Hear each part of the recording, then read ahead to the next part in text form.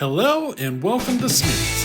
I am a wood cutting fanatic who loves to run a chainsaw. I run alcohol chainsaws, ported chainsaws, I race chainsaws, and I even run the occasional vintage. Now remember, I cannot do this without you. You're everything to the channel, so please remember, subscribe, give that thumbs up, leave that comment. Today, we are going to have a lot of fun. How you doing? She's a cold one. I'm outside here in the evening. This is one of the things that suck about this shop. You know, there's no doors, so whatever it is outside is what I get in my shop. And hopefully that's going to be temporary. See, if the house wouldn't have caught fire, I probably would have had this shop closed up. But, you know, priorities come first, right? So, hopefully here before long, we do get some heat in here. I want to get the wood burner in. Even if I don't have doors on, at least it has something burning here or whatever. If I'd had the wood burner here, at least I'd feel something, you know, something to take the chill off. Because right now it's only about 25 degrees in here, and it's not exactly comfortable, if you know what I mean. But I've been working on some things, and, well, my bench is a train wreck, but here, let me show you anyway. I got a couple things I want to show you. A couple of things that I've been messing with here, and well, you know, it's stuff that I've not had time to put on video for you. So we're basically going to jam it all in this video and talk about a few things and kind of, you know, give you a little cram session of some stuff that I've been working on in my free time. Now, when I say free time, it's usually 15 minutes at a clip. That's about it. Maybe an hour if I'm lucky, but it's usually not much. So here, let me show you what's going on, and I think you guys are going to be interested in what we got going on here. Alrighty. Well, there's the messy workbench. Everywhere we look. Now, this is the electric motor for the lathe that we just got. I picked up this motor. I needed to get a new pulley for it, so I just got that in and got it set up. The pulley for the other side, this is the pulley for the other side, and I don't like this pulley.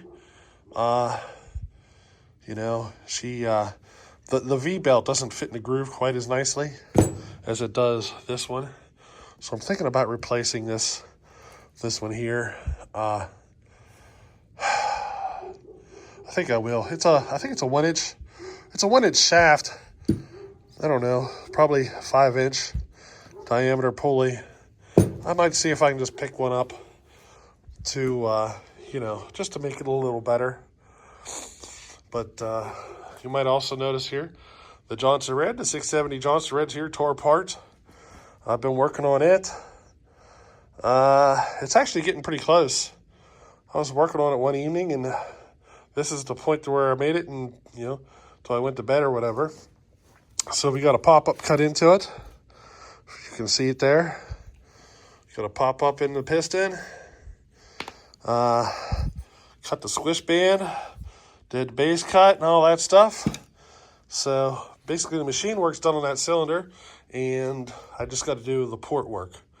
The gentleman that gave me this, looks like he did a pretty substantial chamfer job. Did pretty good, but now that I machined this thing, you know, that's gonna be scratch. So yeah, but I just got to get it put on there, time it, and figure out how I'm going to port it, and that's, you know, ready to be put together then. I decided to pick up one of these Warhawk cylinder kits. This is a 48 millimeter top end, 372 style top end. If you remember, we had built one and it basically blew up on me, and I did what I had to do to get it to run, and it basically turned into a turd just because of how much stuff I had to do just to get it to run. So I decided to do it again, but I want to try it with one of those Warhawk top ends. I've never played with one of them. You know, they're cheap, and I want to see, you know. Let's see what they'll do. I know this, you guys probably aren't interested in this kind of stuff. But I picked up a new caliper. This is a vintage Craftsman caliper here. And it works really nice. Way nicer than my digital, which is laying there. I like this way more. So if you guys are used to using the digitals, next time go out and pick yourself up a good high quality dial caliper, and you'll probably change your mind about those digitals. I'll tell you, I did. This is a vintage Craftsman. I'd say 70s maybe. Came in a kit with the caliper and a few other things. But you can get these vintage tools on eBay, you know, cheaper than what you would get them new. So that's basically what I did. And I basically got that old Craftsman for just a little bit more than what I would pay for a brand new digital.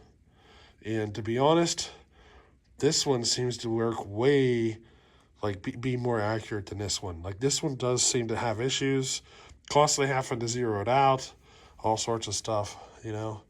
So I decided to go with a dial caliper, and I like it a lot better. Now, over here's a special treat for you. This is a 390. I picked up this 390 that I'm going to be building, but we're not building it as a 390. We're putting this top end on it. That's a 385 top end. So we're going to do a 390 with a 385 top end. And, you know, that's going to be coming up soon. I got this chain here to sharpen up and send out. This is going out to, if you're familiar with the person who's been doing a lot of square grind chain for me, I picked this chain up. I'm going to sharpen it up and send it out to him. You know, just something he can play with. You know, one of my round chains. I'm going to give him one of the more aggressive round grinds that I do, but, you know, they're not for everybody. So we'll see how he likes it. He'll probably still prefer the square, which, you know, that is kind of what I would expect at least. But, you know, at least then he can give it a try, you know what I mean? But I'm going to put my angles on this chain and let him try that out. Now here's the big old lathe that I've been working on. Got a little wee bit more here to button up. I got to get the motor mounted. And I'm going to have to figure something out. As you can see, there's no way to mount the motor. And I went to try to do this the other day, and I didn't have enough, or I don't have any steel heavy duty enough. It looks like they had it bolted on right here. With, you can see the bolt holes. Looks like they had a bracket coming out for the motor, and then the belts came up here. At least that's my plan to do. But I don't have any steel here heavy enough that I feel comfortable. So I'm going to have to wait until I get some. And there's my little lathe. Having some troubles with it. On bigger cylinders, it just, it's a little small for the bigger cylinders. As you can see, this guy here is out a little too far. She gets a little wonky on you, and it doesn't give you a nice clean cut on the larger cylinders. So yeah, I really want to get the bigger lathe up and running. In fact, I'll probably end up replacing that one at some point. You know, something a little better than that. But it works good on smaller cylinders, I'll tell you. It does do a good job with the smaller ones. So yeah, just a couple little things for you. You know, I've been working on a couple of things, and I'll get there eventually. This Jonsered will actually be the next saw you guys see completed. Because all I got to do is port it, you know, set the numbers, port it, and she's ready to go. It's just I haven't got that far. It's just been, you know, I've just been that busy and everything. And I got sick, bronchitis, real bad. I'm still on the tail end of it. I'm having to edit this video to get rid of all my coughing because I'm still coughing. It's that dry, painful cough, you know what I mean? But hey, you know, it is what it is. It's one of the reasons I'm not hanging out here doing work, you know. Ooh, I just had a coughing spell. Probably lasted a good minute or so. Oh, I'm sick, you know. But I'm hoping to maybe get this Jonsered done this weekend. I'm hoping. We'll see, though. Just depends on the free time, you know what I mean? But, you know, it is. I'm kind of interested to see what I get out of this. I'm not going to try to turn it up crazy or anything like that. I'm just looking to make a good, strong saw. You know what I mean? So, whatever I get out of it, I get out of it. I'm not looking to make any crazy numbers or anything like that, though. So if you're hoping for something crazy out of this, I'm not trying to. I did build it for compression now, and this saw does not have a compression release, and we're probably going to want to put one in it. So I'll probably have to order one. I might even have one laying here somewhere that I can put on it. So it's probably going to need a compression release because I did build it to have a little more compression. Should help, you know, should help it a good bit. But we'll see. We'll see how it progresses. But hopefully you guys get to see this Jonsered soon. I got a home light over here we're going to be building soon. And we're going to be building 48 millimeter 372 and this 390 with a 385 top end. No particular order. We're going to be building all those. I got my brand new G366 over here to build. And, you know, we got a few other things we're going to be doing. Some cool things. I got a couple more Partner 5000s I want to play with. You guys who are interested in the Husqvarna 50 that I built, I have another one here that another gentleman built. It's a Husqvarna 50 with the Super 28 piston setup. If you guys are kind of interested in to see how those kind of, the difference between those two kind of builds, we could do a video about it. And I'll kind of explain to you what you can expect between those two styles of builds. I mean, I can tell you the one that I built, it's just a whole lot more compression is all. And, you know, compression, you know, the compression helped it by running a higher roof. You know, I was able to bleed off some of that extra high compression by raising the roof a little bit, which in turn helped it spin, you know, a few more RPM. And I mean, it's pretty basic how I did it. I didn't do much else to the saw or whatever, but if you guys are interested in maybe doing a little video, not really comparing the two, kind of explaining you the differences, because the 028 top end, or the 028 super piston swap on those, that might be a direction that a lot of you are going to be interested in, because you can get a decent amount more performance without having a lathe or without having the ability to do machine work. So I think a lot of you guys are going to be interested in that. But if you do have the ability to do a whole lot of machine work and do as much as machining as you could possibly desire, then you can get more. But I don't know. Maybe we'll make a dedicated video on that one with the 028 piston there and kind of explain to you, kind of what's going on. And, sometimes if you're looking for a good firewood saw, you don't need to do machine work sometimes, and that's a good example when you don't have to do any machine work.